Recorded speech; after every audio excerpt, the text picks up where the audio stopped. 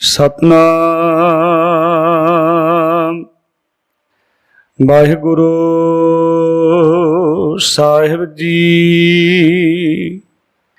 भातों भरम भुलाणिया दूजा लगा हेत लख शिंगार बनाया कारज नाही केत जित दिन दे बिनसी तित वेले कैसन प्रेत पकड़ चलायन दूत जम किसे ना देनी भेत छड़ खड़ोते खिने माहे जिनस्यों लगा हेत हाथ मरोड़े तन कपे शाहो होआ सेत जेहा बीजे सो लोणे कर्मा संदड़ा खेत नानक प्रभ शरणागति चरण बोहित प्रभ देत से भादों नरक ना पाइय गुर रखण वाला हेत से भादों नरक ना पाइय गुर रखण वाला हेत। वाहिगुरु जी का खालसा वाहिगुरु जी की फतेह। सत्कारयोग गुरु प्यारी साध संगत जी, आप जी अति वड भागे हो जो सतगुरां दे पावन चरनां विच हाजरियां भर के सतगुरु जी वालों बख्शिया होया अमोलक मनुखा जन्म सफल करन दा सफल यतन कर रहे हो। अज देसी महीने के मुताबिक भादो के महीने की आरंभता हुई है। जिस तरह आप जी सारे इस गल के भली भांत जानकार हो, साहिब गुरु ग्रंथ साहिब जी की पावन पवित्र बाणी दे विच दो 12 माह हैं। एक धन साहिब गुरु नानक साहिब जी का तुखारी राग दे विच ते एक जिहड़ी साडी रवायत है जो असी पाठ पढ़ते सुनते हाँ वो माझ राग दे विच गुरु अर्जन साहिब जी ने बख्शिया है। इस दे सरलेख तो पता लगता है कि 12 माह 12 महीने की गल की है, पर शब्द ये 14 हैं। जिस तरह किसी जग्यासू ने आके सतगुरु के चरणों में बेनती की कि सतगुरु महाराज किरत कर्म के विछड़े कर कृपा मेलो राम, कि सतगुरु किद्दां मिलाप हो सकता है। सतगुरु ने कहा भी समा जीवन दे विच तैनूं मिलिया है, तू 1 साल दे विच भी रब तक पहुँच सकता है। जिस वेले तू स्टैप बाय स्टैप चढ़ेगा, एक दिन इदां दा आएगा ते जिहड़ा 14वां शब्द है उहदे विच कहंदे जिन जिन नाम ते आया तिनके काज सरे, उहदा जीवन दा कारज सवर जांदा है। अज गुरु साहिब जी महाराज साडे ते कृपा करदे आ। ये जिहड़ा शब्द है भादों, ये 2 भाव का महीना है। वैसे भी बाहरी तौर पर कदे मीह पै जाता है, मीह पैण तो बाद धुप निकलती है, कदे ठंडा महसूस आप करते हैं, कदे गर्मी महसूस करते हैं। पर माफ करना गुरु प्यारिओ, ये तो सिर्फ 1 महीने की गल है ना। कईयां दी जिंदगी भादों विच निकल जाती है, 2 भाव दे विच निकल जाती है।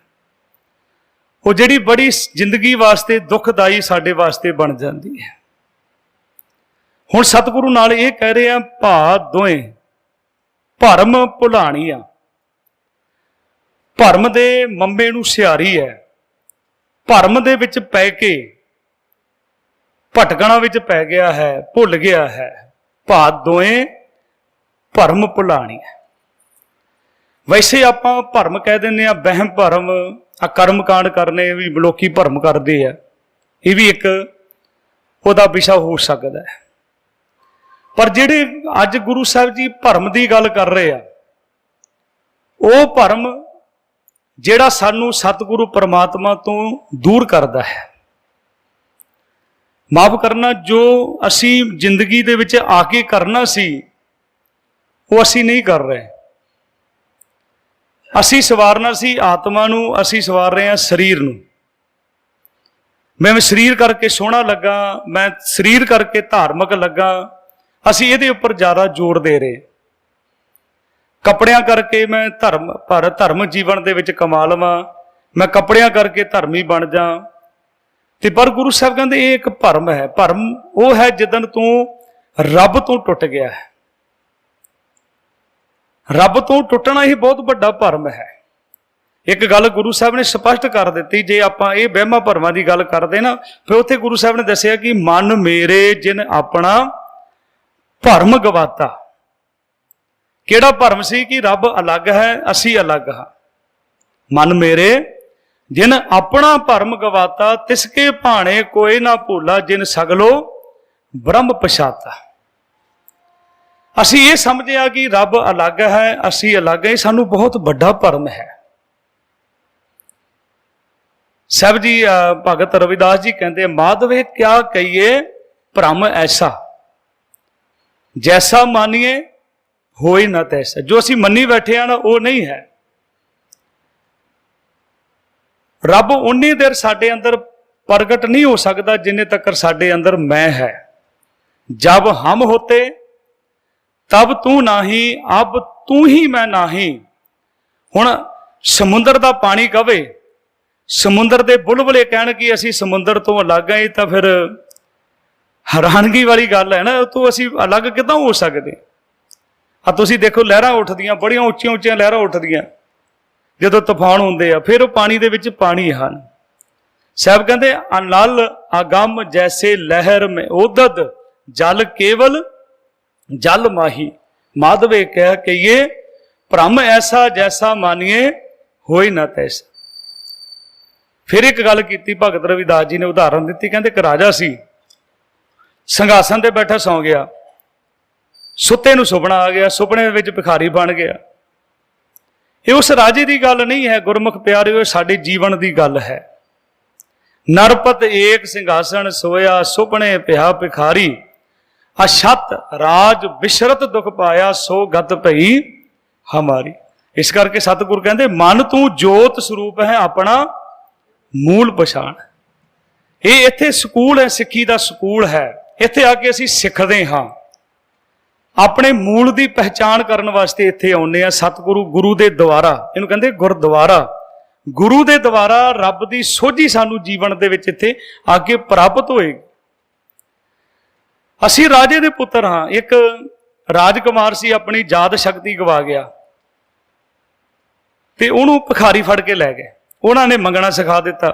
ਇੱਕ ਦਿਨ ਉਹਦੀ ਯਾਦ ਸ਼ਕਤੀ ਵਾਪਸ ਆ ਗਈ ਤੇ ਉਹਨੇ ਸਾਰੇ ਭਿਖਾਰੀਆਂ ਨੂੰ ਇਕੱਠਾ ਕਰ ਲਿਆ। ਕਹਿੰਦਾ, ਤੁਸੀਂ ਵੀ ਆਪਣੇ ਦਿਮਾਗ ਤੇ ਜ਼ੋਰ ਪਾਓ, ਤੁਸੀਂ ਵੀ ਕਿਸੇ ਰਾਜੇ ਦੇ ਪੁੱਤਰ ਹੋ। ਸਤਿਗੁਰੂ ਇਹੀ ਸਮਝਾਉਂਦੇ, ਕਹਿੰਦੇ ਮਨ ਤੂੰ ਜੋਤ ਸਰੂਪ ਹੈ, ਆਪਣਾ ਮੂਲ ਪਛਾਣ।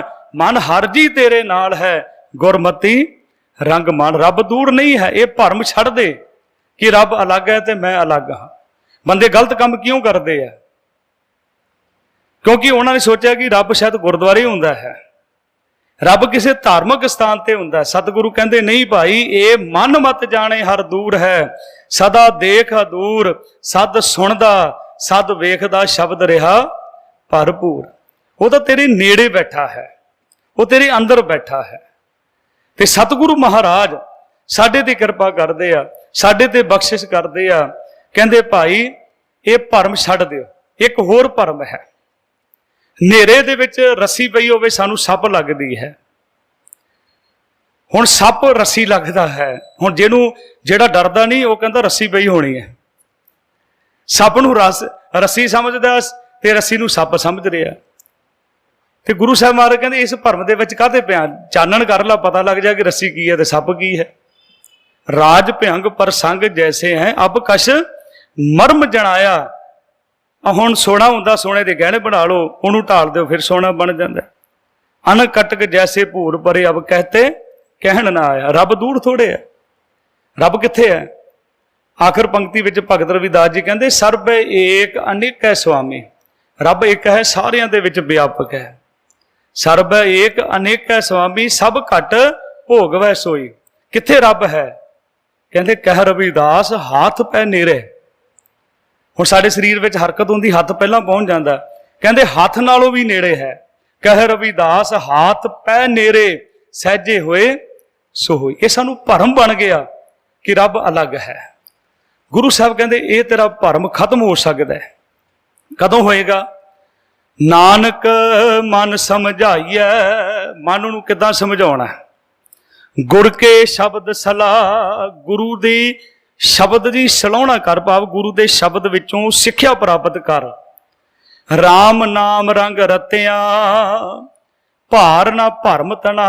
ਤੈਨੂੰ ਫਿਰ ਭਰਮ ਦਾ ਭਾਰ ਤੇਰੇ ਜੀਵਨ ਵਿੱਚੋਂ ਉਤਰ ਜਾਏਗਾ ਜਿੱਦਣ ਤੂੰ ਗੁਰੂ ਕੇ ਸ਼ਬਦ ਦੇ ਨਾਲ ਆਪਣੀ ਸਾਂਝ ਪੈਦਾ ਕਰ ਲਏਗਾ। ਜਿੱਦਣ ਸਾਂਝ ਪੈਦਾ ਕਰ ਲਏਗਾ ਫਿਰ ਕਹਿੰਦੇ ਫਿਰ ਹੋ ਜਾਏਗਾ ਮਨ ਮੇਰੇ ਜਿਨ ਆਪਣਾ ਭਰਮ ਗਵਾਤਾ ਤਿਸਕੇ ਭਾਣੇ ਕੋਈ ਨਾ ਭੋਲਾ ਜਿਨ ਸਗਲੋ ਬ੍ਰਹਮ ਪਛਾਤਾ। ਸਾਹਿਬ ਕਹਿੰਦੇ ਭਾਵ ਦੋਵੇਂ ਭਰਮ ਭੁਲਾਣੀਆਂ। ਦੋ ਭਾਵ ਦੇ ਵਿੱਚ ਹੈ ਮਨੁੱਖ, ਦੁਬਦਾ ਦੇ ਵਿੱਚ ਹੈ ਤੇ ਭਰਮ ਦੇ ਵਿੱਚ ਭਟਕ ਰਿਹਾ ਹੈ। ਕਿਉਂ ਭਟਕ ਰਿਹਾ? ਇਹਦਾ ਕਾਰਨ ਗੁਰੂ ਸਾਹਿਬ ਦੱਸ ਰਹੇ ਆ। ਕਹਿੰਦੇ ਦੂਜੇ ਲੱਗਾ ਹੇਤ। ਇਹਨੇ ਪਿਆਰ ਹੀ ਦੂਸਰੇ ਦੇ ਨਾਲ ਬਣਾ ਲਿਆ ਹੈ। ਇਹਨੇ ਪਿਆਰ ਹੀ ਰੱਬ ਅਕਾਲ ਪੁਰਖ ਨੂੰ ਛੱਡ ਕੇ ਦੂਸਰੀ ਜਗ੍ਹਾ ਬਣਾ ਲਿਆ ਹੈ। ਦੂਜੇ ਲੱਗਾ ਹੇਤ। ਸਤਿਗੁਰੂ ਤਾਂ ਬਾਰ-ਬਾਰ ਕਹਿੰਦੇ ਭਾਈ ਖਸਮ ਛੋੜ ਦੂਜੇ ਲੱਗੇ ਡੂਬੇ ਸੇ ਬਣ ਜਾ ਰਿਹਾ। ਸਤਿਗੁਰੂ ਹੈ ਬੋਹਿਤਾ ਬਿਰਲੇ ਕਿਹਨੇ ਵਿਚਾਰਿਆ। ਤੇ ਜਿਨ੍ਹਾਂ ਨੇ ਵਿਚਾਰਿਆ ਨਾ ਕਰ ਕਿਰਪਾ ਪਾਰ ਉਤਾਰਿਆ, ਉਹਨਾਂ ਨੂੰ ਗੁਰੂ ਪਾਰ ਉਤਾਰ ਦਿੰਦਾ, ਬਖਸ਼ਿਸ਼ ਕਰ ਦਿੰਦਾ। ਰੱਬ ਇੱਕ ਹੈ। ਕਿੰਨੀ ਵਾਰ ਸਮਝਾਉਂਦੇ ਗੁਰੂ ਸਾਹਿਬ ਕਹਿੰਦੇ ਭਾਈ ਗੁਰਾ ਇੱਕ ਦੇਹ 부ਝਾਈ ਸਭਨਾ ਜੀਆਂ ਕਾ ਇੱਕ ਦਾਤਾ ਸੋ ਮੈਂ ਵਿਸਰ ਨਾ ਜਾਈ। ਰੱਬ ਇੱਕ ਹੈ। ਜਿੱਦਣ ਤੂੰ ਇੱਕ ਨੂੰ ਮੰਨ ਲਏਗਾ ਤੇਰਾ ਭਰਮ ਖਤਮ ਹੋ ਜਾਏਗਾ। ਇਹ ਤੇਰਾ ਭਰਮ ਹੈ, ਤੂੰ ਰੱਬ ਨੂੰ ਅਲੱਗ ਸਮਝਦਾ ਹੈ, ਆਪਣੇ ਆਪ ਨੂੰ ਅਲੱਗ ਸਮਝ ਰਿਹਾ ਹੈ। ਇਹ ਤੇਰਾ ਭਰਮ ਹੈ। ਇਸ ਕਰਕੇ ਭਰਮ ਹੈ ਕਿ ਤੂੰ ਦੁਬਦਾ ਦੇ ਵਿੱਚ ਹੈ। ਭਾਦੋਂ ਇਹ ਭਰਮ ਪੁਲਾਣੀਆਂ ਦੂਜੇ ਲੱਗਾ ਹੇਤ ਲੱਖ ਸ਼ਿੰਗਾਰ ਬਣਾਇਆ ਕਾਰਜ ਨਾਹੀ ਕੇਤ। ਤੂੰ ਲੱਖਾਂ ਸ਼ਿੰਗਾਰ ਧਰਮ ਦੇ ਕਰ ਲੈ, ਬਾਹਰੀ ਤੌਰ ਤੇ ਕਦੇ ਰੱਬ ਖੁਸ਼ ਨਹੀਂ ਹੁੰਦਾ। ਜੇ ਤੇਰਾ ਪਤੀ ਨਹੀਂ ਹੈ, ਜੇ ਹੁਣ ਕੋਈ ਬੱਚੀ ਕੁਆਰੀ ਬੱਚੀ ਸੁਹਾਗ ਦੇ ਕੱਪੜੇ ਪਾ ਲੇ, ਸੁਹਾਗ ਦੇ ਚਿੰਨ੍ਹ ਧਾਰਨ ਕਰ ਲੈ ਤੇ ਸਮਾਜ ਉਹਨੂੰ ਚੰਗਾ ਨਹੀਂ ਆਖੇਗਾ। ਪਤਨੀ ਪਤੀ ਦੀ ਕਦਰ ਨੂੰ ਜਾਣਦੀ ਹੈ ਕਿਉਂਕਿ ਉਹਨੂੰ ਪਤਾ ਪਤੀ ਦੀ ਕਦਰ ਕੀ ਹੈ। ਜਿਹੜਾ ਪਤੀ ਵਾਲਾ ਬਣ ਜਾਂਦਾ ਹੈ, ਅਸੀਂ ਸਾਰੀਆਂ ਹੀ ਜੀਵ ਇਸਤਰੀਆਂ, ਪਤੀ ਸਾਡਾ ਇੱਕ ਅਕਾਲ ਪੁਰਖ ਹੈ। ਸਾਹਿਬ ਕਹਿੰਦੇ ਸਹਿ ਕੀ ਸਾਰ ਸੁਹਾਗਣ ਜਾਣੇ ਤਜ ਅਭਮਾਨ ਸੁਖ ਰਲੀਆਂ ਮਨ। ਸ਼ਿੰਗਾਰ ਕੀਤਾ ਹੈ, ਮੇਰੇ ਵਰਗੇ ਬਥੇਰੇ ਤੁਹਾਨੂੰ ਮਿਲਣਗੇ ਸ਼ਿੰਗਾਰ ਕੀਤਾ, ਬਾਹਰੋਂ ਧਾਰਮਿਕ ਪਹਿਰਾਵਾ ਧਾਰਨ ਕੀਤਾ। ਤੇ ਸਾਹਿਬ ਜੀ ਇੱਥੇ ਅੱਜ ਸਪਸ਼ਟ ਕਰ ਦਿੱਤਾ, ਨਿਰਣਾ ਕਰ ਦਿੱਤਾ, ਫੈਸਲਾ ਕਰ ਦਿੱਤਾ, ਸੁਣਾ ਦਿੱਤਾ। ਕਹਿੰਦੇ ਲੱਖ ਸ਼ਿੰਗਾਰ ਬਣਾਇਆ ਕਾਰਜ ਨਾਹੀ ਕੇਤ। ਕਿਉਂਕਿ ਮਨ ਨੂੰ ਨਹੀਂ ਸਮਝਾਇਆ। ਮਨ ਕਿੱਦਾਂ ਸਮਝੇਗਾ? ਮਨ ਸਮਝਾਵਣ ਕਾਰਨ ਕਸ਼ਕ ਪੜ੍ਹੀਏ ਗਿਆਨ। ਲੋਕੀ ਘਰ-ਬਾਰ ਛੱਡ ਕੇ ਚਲੇ ਗਏ, ਜੰਗਲਾਂ ਵਿੱਚ ਚਲੇ ਜਾਂਦੇ ਸਾਂ। ਤੁਸੀਂ ਵੀ ਪੜ੍ਹਿਆ ਹੋਣਾ, 2-3 ਦਿਨ ਪਹਿਲਾਂ ਪੇਪਰ ਦੇ ਵਿੱਚ ਆਇਆ ਸੀ। ਇਹ ਘਰੋਂ ਚਲਾ ਗਿਆ, ਜੋਗੀ ਬਣ ਗਿਆ, 22-23 ਸਾਲ ਬਾਅਦ ਘਰ ਆਇਆ। ਉਹ ਕਹਿੰਦੇ ਜੋਗੀਆਂ ਨੇ ਆਖਿਆ ਵੀ ਘਰ ਵਾਲੀ ਕੋ ਮੰਗੋਗੇ ਤਾਂ ਤੇਰੀ ਇਹ ਜੋਗੀਪੁਣਾ ਜਿਹੜਾ ਪੂਰਨ ਹੋਏਗਾ। ਉਹਨਾਂ ਨੇ ਫੜ ਕੇ ਘਰ ਬਿਠਾ ਲਿਆ ਵੀ ਕਿਹੜੇ ਕੰਮ 'ਚ ਪਿਆ ਸੀ ਤਾਂ ਤੇਰਾ ਭੋਗ ਵੀ ਪਾ ਦਿੱਤਾ ਸੀ। ਤੇ ਸਤਿਗੁਰੂ ਨੇ ਨੱਸਣਾ ਨਹੀਂ ਸਿਖਾਇਆ, ਭੱਜਣਾ ਨਹੀਂ ਸਿਖਾਇਆ, ਬਸਣਾ ਸਿਖਾਇਆ ਵੀ ਘਰ ਰਹੋ, ਗ੍ਰਸਤ ਵਿੱਚ ਰਹੋ। ਰੇ ਮਨ ਐਸੋ ਕਰ ਸੰਨਿਆਸਾ ਬਨ ਸੇ ਸਦਨ ਸਵੇ ਕਰ ਸਮਝੋ ਮਨ ਹੀ ਮਾਹੇ ਉਦਾਸਾ। ਇਹ ਜਿਹੜੇ ਤੁਸੀਂ ਬਾਹਰਲੇ ਸ਼ਿੰਗਾਰ ਕਰੀ ਫਿਰਦੇ ਹੋ ਨਾ, ਇਹਦੇ ਨਾਲ ਰੱਬ ਨਹੀਂ ਖੁਸ਼ ਹੋਣਾ। ਇਹ ਸ਼ਿੰਗਾਰ ਉਦਣ ਚੰਗਾ ਲੱਗੇਗਾ, ਇਹ ਪਹਿਰਾਵਾ ਉਦਣ ਚੰਗਾ ਲੱਗੇਗਾ ਜਿੱਦਣ ਤੁਹਾਡੇ ਅੰਦਰ ਵੀ ਭਾਵਨਾ ਬਣ ਜਾਏਗੀ, ਤੁਹਾਡੇ ਅੰਦਰ ਵੀ ਪ੍ਰੇਮ ਬਣ ਜਾਏਗਾ। ਜਿੱਦਾਂ ਦੇ ਅਸੀਂ ਬਾਹਰੋਂ ਦਿਖਦੇ ਹਾਂ ਨਾ, ਉਦਾਂ ਦੇ ਅਸੀਂ ਅੰਦਰੋਂ ਨਹੀਂ ਹਾਂ। ਜੋ ਅਸੀਂ ਅੰਦਰੋਂ ਹਾਂ, ਅਸੀਂ ਬਾਹਰੋਂ ਦਿਖਾਉਣਾ ਨਹੀਂ ਚਾਹੁੰਦੇ। ਸਾਹਿਬ ਕਹਿੰਦੇ ਇਹ ਕੰਮ ਕਿਸੇ ਵੀ ਕਦੇ ਕੰਮ ਨਹੀਂ ਹਨ। ਹਾਂ, ਲੋਕੀ ਕਹਿਣਗੇ ਵੀ ਭਾਈ ਇਹ ਬੜਾ ਗੁਰਮੁਖ ਹੈ, ਪਰ ਉਹ ਪਰਮਾਤਮਾ ਜਾਣਦਾ, ਉਹ ਕੱਪੜਿਆਂ ਦੇ ਖੁਸ਼ ਨਹੀਂ ਹੁੰਦਾ। ਕਹਿੰਦੇ ਲੱਖ ਸ਼ਿੰਗਾਰ ਬਣਾਇਆ ਕਾਰਜ ਨਾਹੀ ਕੇਤ, ਕਿਉਂਕਿ ਸਰੀਰ ਨੂੰ ਸ਼ਿੰਗਾਰਿਆ। ਤੇ ਸਤਿਗੁਰੂ ਸਮਝਾ ਰਹੇ, ਕਹਿੰਦੇ ਜਿਤ ਦਿਨ ਦੇ ਬਿਨਸ ਸੀ ਤਿਤ ਬੇਲੇ ਕੈਸਣ ਪ੍ਰੇਤ। ਕਹਿੰਦੇ ਭੂਤ ਬਣ ਗਿਆ।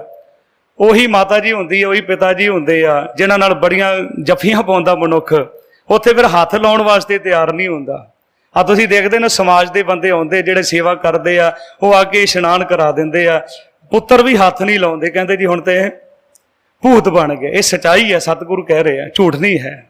ਤੁਸੀਂ ਵੀ ਦੇਖਿਆ ਹੋਏਗਾ। ਉਹ ਪਰੇ ਹਟ ਜਾਂਦੇ ਆ, ਕਹਿੰਦੇ ਅਸੀਂ ਤਾਂ ਦੇਖਣਾ ਵੀ ਕਿਹੜਾ ਸਾਡੇ ਆਇਆ ਤੇ ਅਸੀਂ ਉਹਦੇ ਜਾਵਾਂਗੇ ਤੇ ਅਸੀਂ ਨਹੀਂ ਜਾਣਾ। ਉਹ ਉਸ ਕੰਮ ਵਿੱਚ ਲੱਗ ਜਾਂਦੇ ਆ। ਕਹਿੰਦੇ ਭੂਤ ਬਣ ਗਿਆ ਹੈ।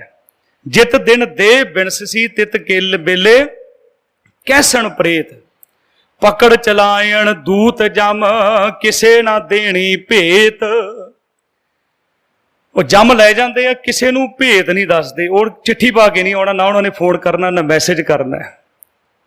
ਜਿਨਕੀ ਚੀਰੀ ਦਰਗੇ ਫਾਟੀ ਤੇ ਨਾ ਮਰਨਾ। ਭਾਈ ਜਿਹਦਾ ਚਲਾਨ ਕੱਟ ਦਿੱਤਾ ਹੈ ਨਾ, ਚਿੱਠੀ ਕੱਢ ਦਿੱਤੀ, ਜਿਹਦੇ ਨਾਮ ਤੇ ਪਰਚੀ ਕੱਢ ਦਿੱਤੀ, ਉਹਨੇ ਸੰਸਾਰ ਤੋਂ ਜਾਣਾ ਹੀ ਹੈ। ਇਹ ਸੱਚਾਈ ਹੈ। ਤੇ ਇਥੋਂ ਅਸੀਂ ਮੁਨਕਰ ਨਹੀਂ ਹੋ ਸਕਦੇ। ਇਹ ਕਿਉਂਕਿ ਮਰਨਾ ਸੱਚ, ਜਿਉਣਾ ਝੂਠ। ਗੁਰਮੁਖ ਪਿਆਰਿਓ, ਸਾਰੇ ਆਪ ਜੀ ਜਾਣਦੇ ਦੋ ਚੀਜ਼ਾਂ, ਇੱਕ ਜਨਮ ਤੇ ਇੱਕ ਮੌਤ। ਇਹਦੇ ਉੱਪਰ ਸਾਡਾ ਜ਼ੋਰ ਨਹੀਂ ਹੈ। ਜ਼ੋਰ ਨਾ ਜੀਵਨ ਮਰਨ। ਹਾਂ, ਇੱਕ ਚੀਜ਼ ਤੇ ਜ਼ੋਰ ਹੈ, ਉਹ ਹੈ ਜੀਵਨ ਕਿਸ ਤਰ੍ਹਾਂ ਅਸੀਂ ਆਪਣਾ ਘੜਨਾ ਹੈ, ਜੀਵਨ ਅਸੀਂ ਆਪਣਾ ਕਿੱਦਾਂ ਦਾ ਬਣਾਉਣਾ ਹੈ। ਤੇ ਉਹ ਫਿਰ ਜੀਵਨ ਵਿੱਚ ਸਤਿਗੁਰੂ ਕਿਰਪਾ ਕਰਦੇ ਆ, ਬਖਸ਼ਿਸ਼ ਕਰਦੇ ਆ। ਜਦੋਂ ਸਤਿਗੁਰੂ ਦੀ ਸ਼ਰਨ ਵਿੱਚ ਆ ਜਾਂਦੇ ਆ, ਬਾਣੀ ਨਾਲ ਜੁੜਦੇ ਆ, ਸਤਿਗੁਰੂ ਗੁਰੂ ਗ੍ਰੰਥ ਸਾਹਿਬ ਜੀ ਦੇ ਇੱਕ ਇੱਕ ਅੱਖਰ ਦੇ ਦਰਸ਼ਨ ਕਰਦੇ ਆ, ਉਹਦੇ ਮੁਤਾਬਕ ਜੀਵਨ ਢਾਲਣ ਦਾ ਯਤਨ ਕਰਦੇ ਆ, ਉਦੋਂ ਸਾਡਾ ਜੀਵਨ ਸਫਲ ਹੋ ਜਾਂਦਾ ਹੈ। ਜੀਵਨਾ ਹਰ ਜੀਵਨਾ, ਜੀਵਨ ਹਰ ਜਪ ਸਾਧ ਸੰਗ। ਤੇ ਗੁਰੂ ਕਾ ਸੰਗ ਕਰਕੇ ਉਹ ਜੀਵਨ ਜਿਹੜਾ ਹੈ ਹਮੇਸ਼ਾ ਵਾਸਤੇ ਸਫਲ ਹੋ ਜਾਂਦਾ ਹੈ। ਨਹੀਂ ਤਾਂ ਗੁਰੂ ਸਾਹਿਬ ਕਹਿੰਦੇ ਪਕੜ ਚਲਾਇਣ ਦੂਤ ਜਮ ਕਿਸੇ ਨਾ ਦੇਣੀ ਭੇਤ। ਛੱਡ ਖੜੋ ਤੇ ਖਿਨੇ ਮਾਹੇ ਜਿਨ ਸਿਉ ਲੱਗਾ ਹੇਤ। ਜਿਨ੍ਹਾਂ ਨਾਲ ਬੜਾ ਪਿਆਰ ਕਰਦਾ ਸੀ ਨਾ, ਉਹ ਸਾਰੇ ਪਿੱਛੇ ਹਟ ਜਾਂਦੇ ਆ। ਕਹਿੰਦੇ ਜੀ ਭੂਤ ਬਣ ਗਿਆ। ਘਰ ਆ ਕੇ ਇਸ਼ਨਾਨ ਨਹਾ ਲਓ ਭਾਈ, ਕਿਤੇ ਸਾਨੂੰ ਚਿੰਬੜੇ ਨਾ ਜਾਵੇ। ਤੁਸੀਂ ਨਹੀਂ ਕਰਦੇ ਵਹਿਮ, ਗੁਰਸਿੱਖ ਹੋ, ਪਰ ਆਮ ਕਰਕੇ ਉਹ ਅੰਦਰ ਹੀ ਨਹੀਂ ਕਰਦੇ, ਅੰਦਰ ਹੀ ਨਹੀਂ ਵੜਦੇ। ਲੋਕ ਬਾਹਰ ਹੀ ਨਹਾ ਕੇ ਅੰਦਰ ਵੜਦੇ, ਕਿਤੇ ਭੂਤ ਨਾ ਆ ਜਾਏ। ਹੁੰਦਾ ਤਾਂ ਆਪਣਾ ਹੀ ਹੁੰਦਾ ਨਾ ਉਹ। ਤੇ ਸਤਿਗੁਰੂ ਝੂਠ ਥੋੜੇ ਬੋਲਦੇ ਆ। ਕਹਿੰਦੇ ਛੱਡ ਖੜੋ ਤੇ ਖਿਨੇ ਮਾਹੇ ਜਿਨ ਸਿਉ ਲੱਗਾ ਹੇਤ। ਆ ਸਿਰਫ ਫੋਟੋ ਟੰਗ ਦਿੰਦੇ ਆ, ਉਸ ਤੋਂ ਬਾਅਦ ਕੁਛ ਵੀ ਨਹੀਂ ਕਰਦੇ। ਤੇ ਸ਼ਰਾਧ ਇਸ ਕਰਕੇ ਕਰ ਦਿੰਦੇ ਆ ਕਿ ਕਿਤੇ ਵਾਪਸ ਹੀ ਨਾ ਆ ਜਾਏ, ਰੋਟੀ ਮੰਗਣੇ ਨਾ ਆ ਜਾਏ। ਇਹ ਤਾਂ ਡਰਦੇ ਆ, ਕਿਉਂਕਿ ਜਿੱਥੋਂ ਡਰ ਲੱਗਦਾ ਉਹ ਕੰਮ ਕਰਦੇ ਆ। ਤੇ ਸਤਿਗੁਰੂ ਮਹਾਰਾਜ ਕਿਰਪਾ ਕਰਦੇ, ਭਾਈ ਛੱਡ ਖੜੋਤੇ ਖਿਨੇ ਮਾਹੇ ਜਿਨ ਸਿਉ ਲੱਗਾ ਹੇਤ। ਜਿੰਨਾ ਮਰਜ਼ੀ ਪਿਆਰ ਕਰਦਾ ਹੋਵੇ ਨਾ ਬੰਦਾ, ਰਿਸ਼ਤੇਦਾਰ ਮਿੱਤਰ, ਮੇਰਾ ਤਾਂ ਜੀ ਭਰਾ ਚਲਾ ਗਿਆ, ਮੇਰਾ ਮਿੱਤਰ ਚਲਾ ਗਿਆ, 10 ਮਿੰਟ ਰੌਲਾ ਪਾ ਕੇ ਫਿਰ ਕਹਿੰਦੇ ਕਿੰਨੇ ਵਜੇ ਲੈ ਕੇ ਜਾਣਾ ਹੈ। ਕੋਈ ਰੱਖਦਾ? ਗੁਰੂ ਮਹਾਰਾਜ ਕਹਿੰਦੇ ਆਦ ਘੜੀ ਕੋਈ ਨਾ ਰਾਖੇ ਘਰ ਤੇ ਦੇਤ ਨਿਕਾਰ। ਮੈਂ ਅੱਗੇ ਵੀ ਕਈ ਵੇਲੇ ਬੇਨਤੀ ਕੀਤੀ, ਹੁਣ ਫਿਰ ਬੇਨਤੀ ਕਰ ਰਿਹਾ। ਸਿੱਖ ਰਹਿਤ ਮਰਜ਼ਾਦਾ ਦੇ ਵਿੱਚ ਜਿਸ ਵੇਲੇ ਕੋਈ ਪੁਰਾਣੀ ਚੜ੍ਹਾਈ ਕਰਦਾ ਹੈ, ਜੇ ਮੰਜੇ ਤੇ ਉਹਨੂੰ ਭੁੰਜੇ ਨਹੀਂ ਉਤਾਰਨਾ। ਇਹ ਹਿੰਦੂ ਰੀਤ ਹੈ, ਸਾਡੀ ਰੀਤ ਨਹੀਂ ਹੈ। ਕਿ ਜਿਹੜਾ ਬੰਦਾ ਤੁਹਾਡੇ ਵਾਸਤੇ ਲੱਖਾਂ ਕਰੋੜਾਂ ਛੱਡ ਗਿਆ, ਉਹਦੇ ਵਾਸਤੇ ਇੱਕ ਮੰਜਾ ਵੀ ਨਹੀਂ ਤੁਸੀਂ ਦੇ ਸਕਦੇ। ਅਸੀਂ ਉਹਨੂੰ ਭੁੰਜੇ ਪਾ ਦਿੰਦੇ, ਧਰਤੀ ਤੇ ਪਾ ਦੇ। ਸਾਡੀ ਰੀਤ ਨਹੀਂ ਹੈ, ਇਹ ਹਿੰਦੂ ਮਨੌਤ ਹੈ, ਸਾਡੀ ਰੀਤ ਨਹੀਂ ਹੈ। ਇਹਨੂੰ ਜ਼ਰੂਰ ਧਿਆਨ ਦੇ ਵਿੱਚ ਰੱਖਿਆ ਕਰੋ। ਜੀਂਦਿਆਂ ਨੂੰ ਮੱਥਾ ਟੇਕਿਆ ਕਰੋ, ਮੁਰਦਿਆਂ ਨੇ ਕੁਛ ਨਹੀਂ ਆਸ਼ੀਰਵਾਦ ਦੇਣਾ। ਜੀਂਦਿਆਂ ਤੇ ਨੌਹਾਂ ਮੱਥਾ ਨਹੀਂ ਟੇਕਦੀਆਂ, ਤੇ ਮੁਰਦੇ ਕਿਉਂਕਿ ਦੁਨੀਆ ਦੇਖਦੀ ਹੁੰਦੀ ਆ ਕੇ ਜੀ ਮੱਥਾ ਟੇਕ ਲਓ, ਸਾਰੇ ਮੱਥਾ ਟੇਕ ਲਓ। ਮੁਰਦੇ ਨੇ ਹੁਣ ਮੱਥਾ ਕਿੱਥੇ ਟਿਕਾਉਣਾ ਹੈ? ਮੈਂ ਤੁਹਾਨੂੰ ਪੁੱਛਦਾ, ਦੇਸੀ ਘਿਓ ਦੀ ਲੋੜ ਜੀਂਦੇ ਨੂੰ ਆ ਜਾਂ ਮਰੇ ਨੂੰ ਹੈ? ਜੀਂਦੇ ਬੰਦੇ ਨੂੰ ਹੁੰਦੀ ਨਾ, ਤੇ ਉਹਨੂੰ ਤਾਂ ਦਿੰਦੇ ਨਹੀਂ ਜੀਂਦੇ ਨੂੰ। ਤੇ ਸ਼ੌਲ ਦੀ ਲੋੜ ਕਿਹਨੂੰ ਆ? ਜੀਂਦੇ ਬੰਦੇ ਨੂੰ, ਮਰੇ ਨੂੰ ਆ? ਜੀਂਦੇ ਬੰਦੇ ਨੂੰ ਲੋੜ ਹੈ ਨਾ ਸ਼ੌਲ ਦੀ। ਆ ਪਤਾ ਨਹੀਂ ਕਿੰਨੇ ਕਿੰਨੇ, ਜਿੱਡਾ ਵੱਡਾ ਅਮੀਰ ਹੁੰਦਾ ਉਹਦੇ 20 25 25 ਸ਼ੌਲ ਪਾ ਦਿੰਦੇ ਵਿਚਾਰਾ, ਭਾਵੇਂ ਉਹਦੇ ਮਰੇ ਨੂੰ ਮਾਰ ਦਿੰਦੇ, ਇਹਦਾ ਦਬਾ ਦਿੰਦੇ ਉੱਪਰ ਮਾਲਾ ਪਾ ਪਾ ਕੇ। ਜੀਂਦੇ ਨੂੰ ਲੋੜ ਹੈ। ਫਿਰ ਗੁਰਦੁਆਰੇ ਮੱਥਾ ਟਿਕਾਉਂਦੇ, ਪਤਾ ਨਹੀਂ ਕਿਹਨੇ ਮਰਜ਼ਾਦਾ ਬਣਾਈ ਹੈ, ਕਹਿੰਦੇ ਜੀ ਮੱਥਾ ਟਿਕਾਉਣਾ ਗੁਰਦੁਆਰੇ। ਹੁਣ ਜਿਹੜਾ ਜੀਂਦਿਆਂ ਗੁਰਦੁਆਰੇ ਨਹੀਂ ਆਇਆ, ਜਿਹਨੇ ਅੰਮ੍ਰਿਤ ਨਹੀਂ ਛਕਿਆ, ਤੇ ਉਹ ਵੀ ਗੁਰਮੁਖ ਬਣ ਜਾਂਦਾ। ਉਹ ਮੱਥਾ ਹੁਣ ਜੀਂਦਾ ਨਹੀਂ ਜਿਹੜਾ ਟੇਕਦਾ, ਉਹ ਮੁਰਦਾ ਆਕੜਿਆ ਹੁੰਦਾ, ਉਹ ਕਿੱਦਾਂ ਮੱਥਾ ਟੇਕੇਗਾ ਮੱਥਾ? ਵੀ ਜੀਂਦੇ ਆਓ, ਜੀਂਦੇ ਜੁੜ ਜਾਓ ਸਤਿਗੁਰ ਦੇ ਚਰਨਾਂ ਵਿੱਚ। ਬਾਅਦ ਵਿੱਚ ਪਤਾ ਨਹੀਂ ਕੀ ਹੋਣਾ ਹੈ ਸੰਸਾਰ। ਕਿਉਂਕਿ ਜੇ ਇਹ ਗੱਲ ਪੱਕੀ ਹੁੰਦੀ ਨਾ, ਮੱਥਾ ਟਿਕਾਉਣਾ ਗੁਰਦੁਆਰੇ ਵਿੱਚ ਸਿੱਖ ਰਹਿਤ ਮਰਜ਼ਾਦਾ ਵਿੱਚ ਲਿਖਿਆ ਹੁੰਦਾ।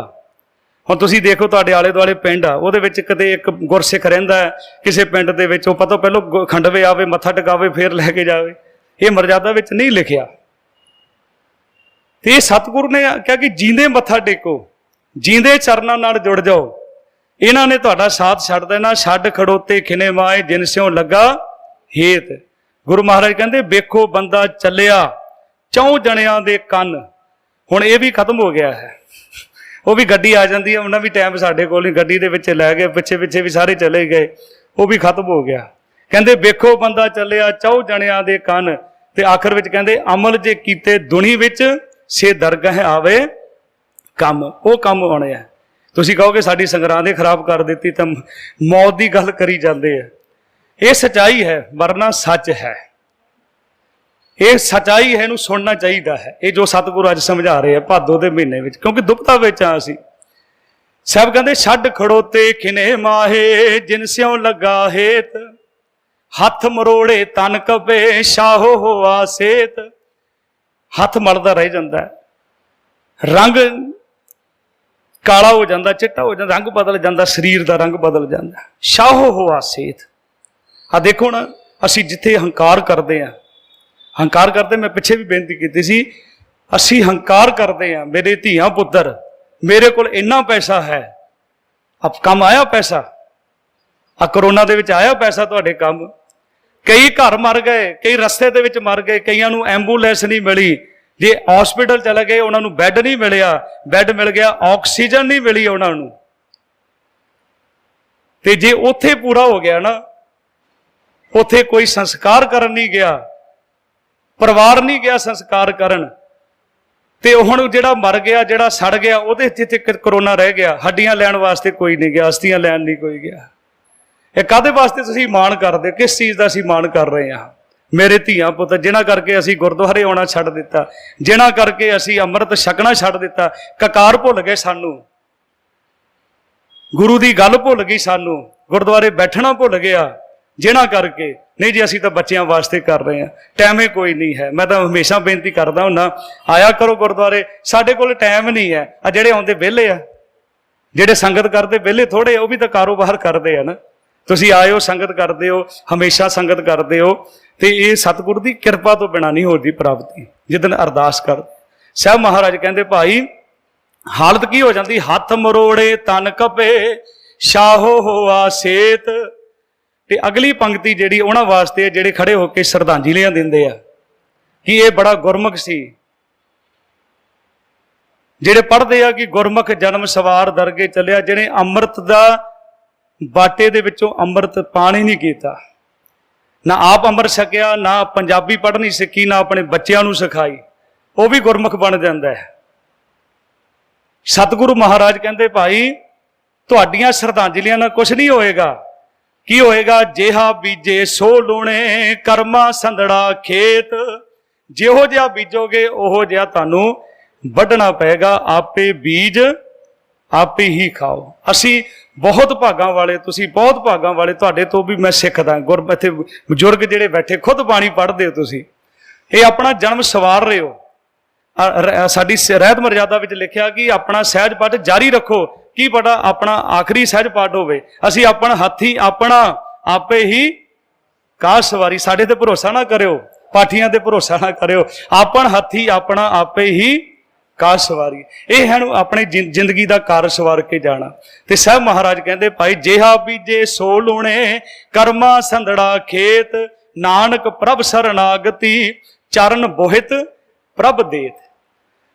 क्योंकि गुरमत इदां दी चीज़ है, नाल सतगुरु जी रस्ता भी दसदे है, मार्ग भी दसदे है कि सतगुरु महाराज मैं तो भटकदा रहा, मैं तेरे चरनां नाल नहीं जुड़िया, ते सतगुरु की करिए, कहते नानक प्रभ शरनागति, गुरु की शरण विच आ जा, ते गुरु की देगा चरण बोहित प्रभ दे। चरण बोहित की है, जदों असीं बैठ के पढ़ांगे वाहिगुरु वाहिगुरु वाहिगुरु वाहिगुरु वाहिगुरु, यह है चरण बोहित, ये जहाज है, गुरु बेड़ा पार कर देंदा। कदे कीती अरदास मेरे समेत गल करदा है कि सतगुरु हम डोलत बेड़ी पाप भरी है, पवन लगे मत जाए। सतगुरु बाहर साडी बेड़ी पापां दे नाल भरी है, साडा बेड़ा पार कर दिओ।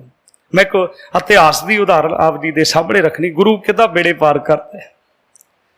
आनंदपुर साहिब जिहड़ा सतलुज के किनारे ते है, एक किनारा सतलुज दा आनंदपुर साहिब, एक किनारा एक पिंड दे नाल लगदा है।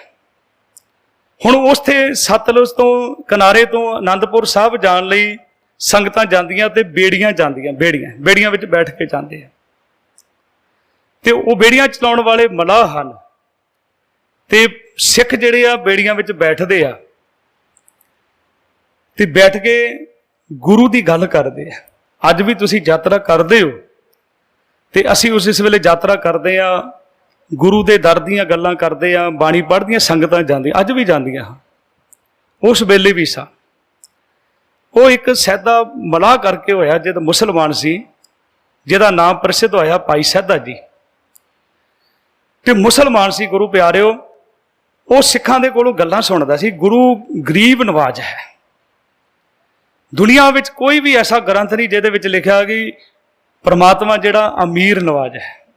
ये जिहड़ी बाहर दी अमीरी गरीबी की गल नहीं, अंदरली, तो वह गरीब नवाज है। तो बड़ा उन्हें प्यार करना, संगत दे नाल गल्लां सुनते रहना गुरु दियां, ते संगतां शब्द पढ़दियां जांदियां। एक दिन उहदी बेड़ी विच बैठ के 8-10 बंदे गुरसिख पढ़ रहे सी। हाँ तुमरी करो नित्यास प्रभ मोहे, कब गल लावेंगे। हाँ तुमरी करो नित्यास प्रभ मोहे, कब गल लावेंगे।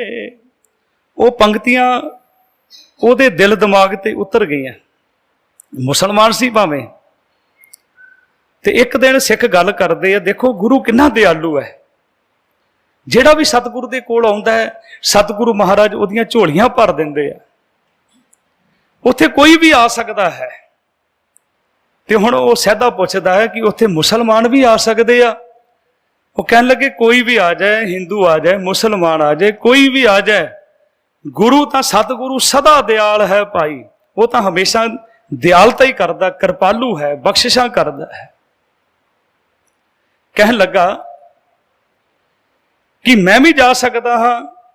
कहन लगा क्यों नहीं जा सकता। वो गुरु है, गुरु गोबिंद सिंह जी महाराज, जिहड़ा अपने सिखां नूं कह के रखिया कि जे दुश्मन आउंदे आ ते दुश्मनां नूं भी पानी पिलाउणा है। भाई कन्हैया वर्गे नूं कह के रखिया। उन्हां दी फौज दे विच मुसलमान भी हन। भाई मरदाना 54 साल गुरु नानक दे नाल रहा, वह भी मुसलमान सी। दरबार साहब की नींव रखाई साईं मियाँ मीर जी, वह भी मुसलमान सन। मैं भी जा सकदा, कहंदे बिल्कुल जा सकदा। जिदा आपां नूं भी कोई पुछदा भी असीं गुरुद्वारे आ सकदे आ, आपां कह भी सारिਆਂ वास्ते दरवाजा खुला है। इत्थे तो 35 महापुरुष उपदेश कर रहे हैं, सारे धर्मां दे आ। ते हुण वो भी पढ़न लग गया। हाँ तुमरी करो नित्यास प्रभ मोहे, कब गल लावेंगे। सिखां नूं पुछदा है, क्योंकि डर सी, पहली बार जाना सी। कहन लगा सतगुरु महाराज किरपा करते हैं। उन्हें सिखां ने कहा भी तू अरदास कर, तेरे ते घरे किरपा हो जाएगी। जिदन नानक घर बैठिया 100 मिले, जे नीयत रास करे, जे तू याद करेगा ना रब सतगुरु जी तेरे कोल आ जाणगे एक दिन। ते गुरु तकड़ी विच नहीं तोलदा। गुरु नहीं देखदा कि तू मैनू भेटा की लैके आया, गुरु नहीं देखदा तू किहो जे कपड़े पा के आया। गुरु तां गलवकड़ी विच लैंदा, तकड़ी नाल नहीं तोड़दा, गलवकड़ी विच लै लैंदा। ਹਉ ਤੁਮਰੀ ਕਰੋ ਨਿਤ ਆਸ ਪ੍ਰਭ ਮੋਹੇ ਕਬ ਗੱਲ ਲਾਵੇਂਗੇ। ਪੜ੍ਹਦਾ ਰਿਹਾ। ਦੇਖੋ ਜਿੱਦਣ ਕਈ ਵੇਲੇ ਆਪਾਂ ਰੋਜ਼ ਨਿਤਨੇਮ ਕਰਦੇ, ਰੋਜ਼ ਸਿਮਰਨ ਕਰਦੇ ਆ, ਪਰ ਕਈ ਵੇਲੇ ਇਦਾਂ ਦਾ ਸਮਾਂ ਆਉਂਦਾ। ਅੱਜ ਵੀ ਇਹ ਬਹੁਤ ਆਨੰਦ ਆਇਆ। ਅੱਜ ਭਾਈ ਸੈਦਾ ਜਿਹੜਾ ਸੀ ਚੌਂਕੜਾ ਮਾਰ ਕੇ ਬੈਠ ਗਿਆ, ਇਹੀ ਪੜ੍ਹੀ ਜਾ ਰਿਹਾ, ਹਉ ਤੁਮਰੀ ਕਰੋ ਨਿਤ ਆਸ ਪ੍ਰਭ ਮੋਹੇ ਕਬ ਗੱਲ ਲਾਵੇਂਗੇ। ਘਰਦਿਆਂ ਨੇ ਕਿਹਾ ਅੱਜ ਜਾਣਾ ਨਹੀਂ ਹੈ, ਕਿਉਂਕਿ ਰੋਜ਼ ਕਮਾਉਂਦਾ ਸੀ, ਰੋਜ਼ ਖਾਂਦਾ ਸੀ। ਕਹਿਣ ਲੱਗਾ ਧੁੱਪ ਨਿਕਲ ਗਈ ਸੀ, ਦਿਨ ਚੜ੍ਹ ਗਿਆ ਸੀ। ਕਹਿਣ ਲੱਗਾ ਮੈਨੂੰ ਪਤਾ ਹੀ ਨਹੀਂ ਲੱਗਾ, ਮੈਂ ਤਾਂ ਕਲਗੀਆਂ ਵਾਲੇ ਦੇ ਪਿਆਰ ਦੇ ਵਿੱਚ ਇੰਨਾ ਮਸਤ ਬੈਠਾ ਸੀ, ਮੈਨੂੰ ਨਹੀਂ ਪਤਾ ਲੱਗਾ ਸਮੇਂ ਦਾ। ਚਲਾ ਗਿਆ। ਜਦੋਂ ਦਰਿਆ ਦੇ ਕਿਨਾਰੇ ਪਹੁੰਚਿਆ, ਦੂਸਰੇ ਮਲਾਹ ਵੀ ਖੜੇ ਸੀ। ਉਹ ਸੈਦਿਆ ਅੱਜ ਲੇਟ ਆਇਆ, ਤੂੰ ਬੜਾ ਸਮਾਂ ਲਾ ਦਿੱਤਾ। ਕਹਿਣ ਲੱਗਾ ਅੱਜ ਮਨ ਜੁੜ ਗਿਆ ਸੀ, ਮੈਂ ਆਨੰਦਪੁਰ ਸਾਹਿਬ ਵਾਲੇ ਨੂੰ ਬੁਲਾ ਰਿਹਾ ਸੀ, ਅੱਜ ਮੈਂ ਕਲਗੀਆਂ ਵਾਲੇ ਨੂੰ ਬੁਲਾ ਰਿਹਾ ਸੀ, ਦਸ਼ਮੇਸ਼ ਪਿਤਾ ਨੂੰ ਬੁਲਾ ਰਿਹਾ ਸੀ। ਸਾਰੇ ਹੱਸਣ ਲੱਗ ਪਏ। ਤੇਰੇ ਕੋਲ ਆਉਣਾ ਆਨੰਦਪੁਰ ਵਾਲੇ ਨੇ, ਸ਼ਕਲ ਦੇਖੀ ਆਪਣੀ, ਕੱਪੜੇ ਦੇਖੇ ਕਦੇ ਆਪਣੇ ਤੂੰ? ਆ ਪੱਗ ਦੇਖੀ, ਉਹਦੇ ਵਿੱਚ ਮੋਰੀਆਂ ਹੋ ਗਈਆਂ, ਇੰਨੀ ਕੱਪੜਾ ਪੁਰਾਣਾ ਤੇਰੀ ਪੱਗ ਦਾ। ਉਹ ਗੱਲਾਂ ਕਰਨ ਦੇ, ਮਜ਼ਾਕ ਕਰਦੇ ਆ। ਸੁਣ ਕੇ ਦੂਰ ਚਲਾ ਗਿਆ। ਆਪਣੀ ਬੇੜੀ ਦਾ ਸੰਗਲ ਖੋਲਿਆ, ਬੇੜੀ ਵਿੱਚ ਬੈਠ ਕੇ ਚੱਪੂ ਮਾਰਿਆ, ਦਰਿਆ ਦੇ ਵਿਚਕਾਰ ਖੜਾ ਹੋ ਗਿਆ ਜਾ ਕੇ। ਮਨ ਵਿੱਚ ਸੋਚਦਾ ਇਹ ਸਹੀ ਕਹਿੰਦੇ ਆ ਵੀ ਗੁਰੂ ਕੱਪੜੇ ਦੇਖਦਾ। ਜੇ ਗੁਰੂ ਕੱਪੜੇ ਦੇਖਦਾ ਹੁੰਦਾ ਤੇ ਗੁਰੂ ਨੇ ਮਲਕ ਭਾਗੋ ਦੇ ਘਰ ਜਾਣਾ ਸੀ, ਲਾਲੋ ਦੇ ਘਰ ਨਹੀਂ ਜਾਣਾ ਸੀ। ਗੁਰੂ ਸਾਡੇ ਕੱਪੜੇ ਨਹੀਂ ਦੇਖਦਾ, ਗੁਰੂ ਸਾਡੀ ਸ਼ਕਲ ਨਹੀਂ ਦੇਖਦਾ, ਗੁਰੂ ਤਾਂ ਸਾਡਾ ਹਿਰਦਾ ਦੇਖਦਾ ਹੈ।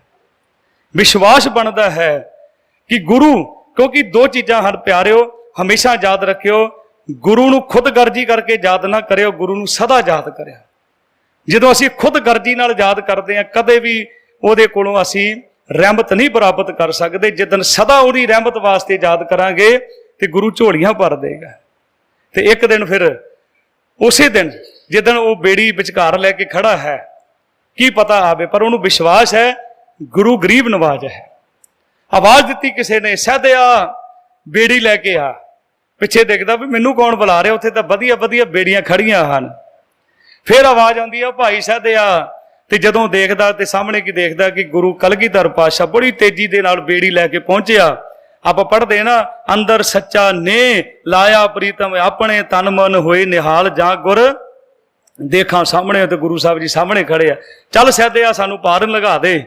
ਸਤਿਗੁਰੂ ਜੀ ਬੈਠੋ, ਬੜੇ ਤਰਲੇ ਕਰਦਾ, ਗੁਰੂ ਸਾਹਿਬ ਦੇ ਚਰਨਾਂ ਦੇ ਵਿੱਚ ਸੀਸ ਝੁਕਾਉਂਦਾ ਹੈ। ਤੇ ਜਦੋਂ ਸਤਿਗੁਰੂ ਦੇ ਚਰਨਾਂ 'ਚ ਮੱਥਾ ਟੇਕਣ ਲੱਗਾ ਨਾ, ਗੁਰੂ ਸਾਹਿਬ ਕਹਿੰਦੇ ਮੈਂ ਚਰਨਾਂ ਵਿੱਚ ਮੱਥਾ ਟਿਕਾਉਣ ਨਹੀਂ ਆਇਆ। ਤੂੰ ਕੀ ਪੜ੍ਹ ਰਿਹਾ ਸੀ? ਕਹਿਣ ਲੱਗਾ ਮੈਂ ਪੜ੍ਹ ਰਿਹਾ ਸੀ, ਹਉ ਤੁਮਰੀ ਕਰੋ ਨਿਤ ਆਸ ਪ੍ਰਭ ਮੋਹੇ ਕਬ ਗੱਲ ਲਾਵੇਂ। ਮੈਂ ਤੈਨੂੰ ਗਲਵਕੜੀ ਨਾਲ ਲਾਵਾਂਗਾ। ਹੈ ਕੋਈ ਗੁਰੂ ਅੱਜ ਦਾ ਗੁਰੂ ਹੈ? ਮੱਥੇ ਟਿਕਾਉਣ ਵਾਲੇ ਤਾਂ ਤੁਹਾਨੂੰ ਬਥੇਰੇ ਮਿਲ ਜਾਣੇ, ਗੱਲ ਲਾਉਣ ਵਾਲਾ ਕੋਈ ਨਹੀਂ ਹੈ। ਜਦੋਂ ਉਹ ਗੱਲ ਨਾਲ ਲਾਉਂਦਾ ਹੈ, ਕੰਠ ਲਾਏ ਅਬ ਗੁਣ ਸਭ ਮੇਟੇ, ਦਿਆਲ ਪੁਰਖ ਬਖਸ਼ੰਦ। ਦਰਸ਼ਨ ਕਰਦਾ ਰਿਹਾ, ਬਹੁਤ ਦੇਰ ਹੋ ਗਈ। ਗੁਰੂ ਸਾਹਿਬ ਕਹਿੰਦੇ ਸਮਾਂ ਹੋ ਗਿਆ ਭਾਈ, ਸਾਨੂੰ ਕਿਨਾਰੇ ਲਾ ਦੇ। ਰੱਜ ਕੇ ਦਰਸ਼ਨ ਕੀਤੇ, ਕਿਨਾਰੇ ਲਾਇਆ। ਗੁਰੂ ਸਾਹਿਬ ਨੇ ਆਪਣੇ ਖੀਸੇ ਵਿੱਚੋਂ ਮੋਹਰਾਂ ਕੱਢੀਆਂ, ਲੈ ਭਾਈ ਸੈਦਿਆ ਤੇਰੀ ਅੱਜ ਦੀ ਮਿਹਨਤ ਲੈ ਲਾ। ਕਹਿਣ ਲੱਗਾ ਸਤਿਗੁਰੂ ਨਹੀਂ, ਤੁਸੀਂ ਵੀ ਮਲਾਹ ਹੋ, ਮੈਂ ਵੀ ਮਲਾਹ ਹਾਂ। ਕਹਿੰਦੇ ਵੀ ਕਿੱਦਾਂ, ਮੈਂ ਕਿੱਦਾਂ ਮਲਾਹ, ਤੂੰ ਕਿੱਦਾਂ ਮਲਾਹ? ਮੇਰੇ ਕੋਲ ਆਉਂਦਾ ਮੈਂ ਨਦੀ ਪਾਰ ਕਰਾ ਦਿੰਦਾ, ਜਿਹੜਾ ਤੁਹਾਡੇ ਕੋਲ ਆਉਂਦਾ ਤੁਸੀਂ ਉਹਨੂੰ ਭਵ ਸਾਗਰ ਪਾਰ ਕਰਾ ਦਿੰਦੇ ਹੋ। ਮੈਂ ਜਿੱਦਣ ਤੁਹਾਡੇ ਘਾਟ ਤੇ ਆਵਾਂ, ਮੈਂ ਤੁਸੀਂ ਤੇ ਮੇਰੇ ਘਾਟ ਤੇ ਆਏ, ਮੈਂ ਤੁਹਾਨੂੰ ਪਾਰ ਕਰ ਦਿੱਤਾ। ਜਿੱਧਰ ਮੈਂ ਤੁਹਾਡੇ ਘਾਟ ਤੇ ਆਵਾਂ ਤੇ ਮੈਨੂੰ ਭਵ ਸਾਗਰ ਤੋਂ ਪਾਰ ਕਰ ਦਿਓ। ਗੁਰੂ ਸਾਹਿਬ ਕਹਿੰਦੇ ਤੂੰ ਨਹੀਂ, ਤੇਰੀਆਂ ਆਉਣ ਵਾਲੀਆਂ ਕੁੱਲਾਂ ਦਾ ਪਾਰ ਉਤਾਰਾ ਕਰ ਦਿੱਤਾ। ਅਰਦਾਸ ਕਰੀਏ, ਸਤਿਗੁਰੂ ਮਹਾਰਾਜ ਸੰਸਾਰ ਸਮੁੰਦੇ ਤਾਰ ਗੋਬਿੰਦੇ, ਤਾਰ ਲੈ ਬਾਪ ਬੀਠ ਲੈ। ਜੇ ਕੋ ਡੁੱਬੈ ਫਿਰ ਹੋਵੇ ਸਾਰ, ਨਾਨਕ ਸਾਚਾ ਸਰਬ ਦਤਾਰ। ਤੇ ਗੁਰੂ ਸਾਹਿਬ ਦੀ ਸ਼ਰਨ ਵਿੱਚ ਆ ਜਾ ਤੇ ਗੁਰੂ ਤੈਨੂੰ ਜਹਾਜ਼ ਦੇ ਦੇਗਾ। ਕਿਹੜਾ ਜਹਾਜ਼ ਦੇਗਾ? ਨਾਨਕ ਪ੍ਰਭ ਸ਼ਰਨਾਗਤੀ, ਚਰਨ ਬੋਹਿਤ ਪ੍ਰਭ ਦੇਤ, ਸੇ ਭੱਦ ਨਰਕ ਨਾ ਪਾਈਏ, ਗੁਰ ਰੱਖਣ ਵਾਲਾ ਹੇਤ। ਨਰਕ ਸਵਰਗ ਦੀ ਜਿਹੜੀ ਉਹ ਭਾਵਨਾ ਨਹੀਂ ਕਿਸੇ ਨੇ ਦੱਸਿਆ ਆ ਕੇ ਵੀ ਮੈਂ ਫਲਾਨੀ ਜਗ੍ਹਾ ਪਹੁੰਚ ਗਿਆ, ਉੱਥੇ ਏਸੀ ਲੱਗੇ ਆ, ਮੈਂ ਸਵਰਗ ਮਿਲਿਆ। ਨਹੀਂ, ਕੋਈ ਨਹੀਂ ਦੱਸਦਾ। ਇਹ ਸਵਰਗ ਹੈ, ਗੁਰੂ ਕਿਰਪਾ ਕਰਦਾ, ਇਸ ਤੋਂ ਵੱਡਾ ਸਵਰਗ ਕੋਈ ਨਹੀਂ। ਤਾਂ ਹਾਂ ਬੈਕੁੰਠ ਜਹ ਕੀਰਤਨ ਤੇਰਾ, ਤੂੰ ਆਪੇ ਸ਼ਰਧਾ। ਗੁਰਮਤ ਕਹਿੰਦੀ ਹੈ ਸੁਰਗ ਵਾਸ ਨਾ ਬਾਛੀਏ, ਡਰੀਏ ਨਾ ਨਰਕ ਨਿਵਾਸ, ਹੋਣਾ ਹੈ ਸੋ ਹੋਈਏ, ਮਨੇ ਨਾ ਕੀਜੇ ਆਸ। ਇਹ ਆਸ ਨਾ ਰੱਖੋ ਕਿ ਸਵਰਗ ਮਿਲੇਗਾ ਨਰਕ ਮਿਲੇਗਾ। ਜੇ ਇੱਥੇ ਕਰਮ ਚੰਗੇ ਕਰੋਗੇ ਇਹੀ ਸਵਰਗ ਹੈ, ਇਸ ਤੋਂ ਵੱਡਾ ਕੀ ਹੈ। ਜੇ ਪਰਿਵਾਰ ਦੇ ਵਿੱਚ ਚੰਗੇ ਰਹੋਗੇ ਉਹੀ ਸਵਰਗ ਹੈ। ਤੇ ਨਰਕ ਉਹ ਹੈ ਜਦੋਂ ਅਸੀਂ ਕਲੇਸ਼ ਵਿੱਚ ਹੀ ਜ਼ਿੰਦਗੀ ਬਤੀਤ ਕਰ ਦਿੰਦੇ ਹਾਂ, ਇਹ ਸਭ ਤੋਂ ਵੱਡਾ ਨਰਕ ਹੈ। ਅਰਦਾਸ ਕਰੀਏ ਕਿ ਸਤਿਗੁਰੂ ਮਹਾਰਾਜ ਅਸੀਂ ਜੀਂਦੇ ਸਵਰਗ ਪ੍ਰਾਪਤ ਕਰੀਏ, ਉਹ ਗੁਰੂ ਦੇ ਚਰਨਾਂ ਦੇ ਵਿੱਚ ਹੈ। ਸੇ ਭਾਦੋਂ ਹੀ ਨਰਕ ਨਾ ਪਾਈਏ, ਗੁਰ ਰੱਖਣ ਵਾਲਾ ਹੇਤ। ਗੁਰੂ ਸਾਹਿਬ ਮਹਾਰਾਜ ਕਿਰਪਾ ਕਰਨ। ਇੰਨੀਆਂ ਬੇਨਤੀਆਂ ਆਪ ਜੀ ਨੇ ਪ੍ਰਵਾਨ ਕਰਨੀਆਂ ਹੋਈਆਂ, ਭੁੱਲਾਂ ਨੂੰ ਬਖਸ਼ਦਿਆਂ। ਬੁਲਾਓ ਫਤਿਹ, ਸਾਰੇ ਆਖੋ ਜੀ ਵਾਹਿਗੁਰੂ ਜੀ ਕਾ ਖਾਲਸਾ ਵਾਹਿਗੁਰੂ ਜੀ ਕੀ ਫਤਿਹ।